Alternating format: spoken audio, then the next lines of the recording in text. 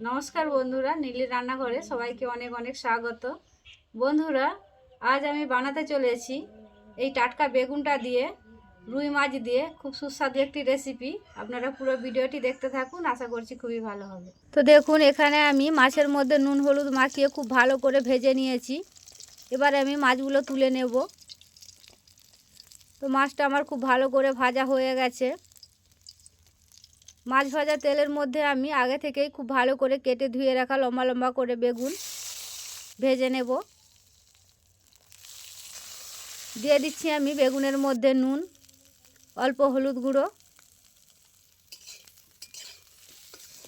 দিয়ে দিচ্ছি আমি অল্প সরিষার তেল আরও একটু বেগুনের মধ্যে। দেখুন, খুব ভালো করে বেগুনটা আমি লাল লাল করে ভেজে নিয়েছি। এবার আমি বেগুনটাও তুলে নেব। তো মাছ ভাজা বেগুন আমার খুব ভালো করে ভাজা হয়ে গেছে। আবারও আমি রান্নার জন্য কড়াই বসিয়ে দিয়েছি। কড়াইয়ের মধ্যে দিয়ে দিচ্ছি সরিষার তেল পরিমাণ মতো। দিয়ে দিচ্ছি আমি আদা বাটা অল্প। আদাটা প্রথমে আমি খুব ভালো করে ভেজে নেব। এখানে রয়েছে শুকনো লঙ্কা, গোটা জিরে, গোটা ধনে, একটা বড় সাইজের পেঁয়াজ খুব ভালো করে বেটে রেখেছিলাম। এবারে আমি দিয়ে দিচ্ছি অল্প হলুদ গুঁড়ো।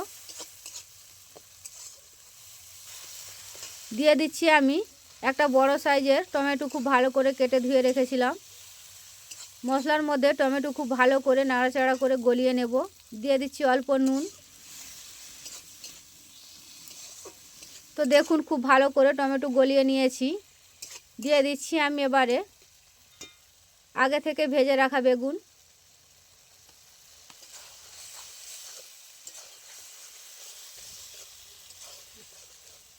অল্প জল দিয়ে বেশ কিছুক্ষণ কষিয়ে নেব। দেখুন,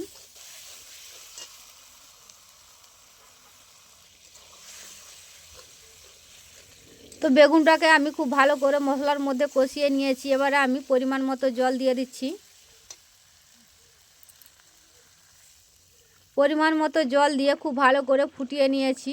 এবারে আমি আগে থেকে ভেজে রাখা মাছটা দিয়ে দিচ্ছি।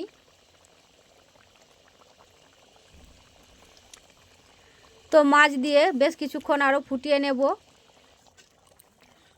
দেখুন, খুব ভালো করে ফুটে গেছে। এবারে আমি দিয়ে দিচ্ছি স্বাদ মতো নুন।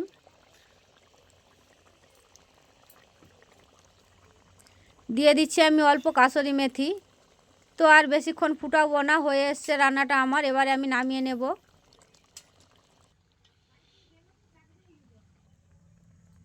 তো বন্ধুরা দেখুন, একদমও টাটকা মাছ দিয়ে বেগুন দিয়ে খুব সুস্বাদু এই রেসিপিটা একদমও রেডি হয়ে গেছে। বন্ধুরা, আজকের এই রেসিপি আশা করছি আপনাদের ভালো লেগেছে। যদি ভালো লাগে অবশ্যই লাইক কমেন্ট শেয়ার করবেন এবং আমার পাশে থাকবেন। এবং আপনারা ভালো থাকবেন। দেখা হচ্ছে অন্য কোনো রেসিপিতে।